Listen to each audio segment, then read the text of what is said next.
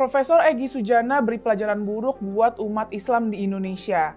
Di depan publik, dia ancam bunuh seorang dokter Kristen cuman karena beda pendapat. Ini terjadi pas Egy hadir sebagai pembicara di sesi dialog lintas agama yang diadakan Forum Arimatea secara live di YouTube 6 Februari lalu. Dialog itu bertema Tauhid dan Tritunggal dalam perspektif logika. Di situ hadir perwakilan Islam dan Kristen. Dari pihak Islam ada Egy dan Ustadz Syamsul Arifin. Dari pihak Kristen ada Pendeta Muriwali Yanto Matalu dan Dr. Moses Wibowo. Dalam diskusi yang berlangsung 4 jam, Egy bikin kontroversi dengan bilang konsep Tritunggal itu kontradiktif. Jika Tuhan itu satu, bagaimana mungkin dia terdiri dari 3 pribadi yang berbeda, Bapa, Anak, dan Rohul Kudus, ucap Egy.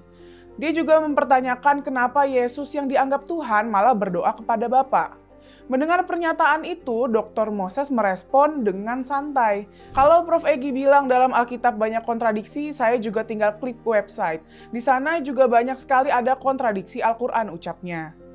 Tapi kemudian Moses menekankan, soal kontradiksi adalah soal tafsir dan untuk membahasnya diperlukan ahli yang memiliki pengetahuan mendalam. Nah, di sini Egy langsung meledak. Dia menuntut bukti kontradiksi Al-Quran dari Moses. Saya nggak minta banyak, satu aja, buktikan, katanya. Lalu dia bilang, kalau kamu tidak bisa jawab, kamu fitnah, kamu musuh kami umat Islam. Kami bunuh pun tidak apa-apa, kamu menghina Islam, lanjutnya. Duh, kok jadi ancaman pembunuhan ya? Di bagian lain, Egy juga tidak menghormati ketetapan waktu yang ditentukan moderator. Setiap pembicara kan diberi batasan waktu 12 menit.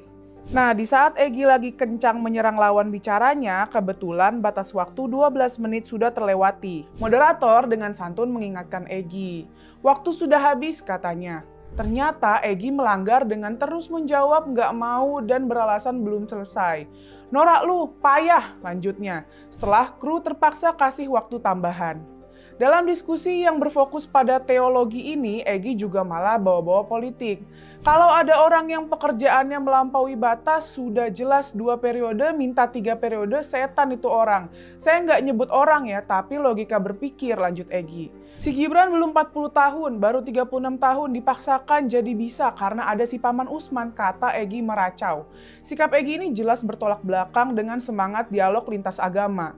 Diskusi itu tempat bertukar pemikiran, bukan ajang ngamuk-ngamuk dan mengancam orang. Dalam diskusi, setiap orang harus bisa mengkritik dan dikritik pemikirannya. Kalau Egy keberatan Al-Quran dikritisi, dia juga harusnya nggak mengkritik keyakinan umat Kristen. Apa yang dibilang Moses bener kok. Coba aja browsing Google dengan kata kunci kontradiksi dalam Al-Quran. Dengan segera muncul materi kontradiksi Al-Quran. Ngancem bunuh orang dalam diskusi bukan cuman premanisme, tapi juga bentuk kegagalan berpikir secara intelektual. Kalau sikap kayak gini dibiarkan, lama-lama ruang diskusi bakal hilang diganti sama pemaksaan pendapat tanpa boleh dibantah. Dan kalau sampai ada yang benar-benar ambil ancaman Egy secara harfiah, siapa yang bakal tanggung jawab? Please deh, beragama tuh pakai akal sehat dong.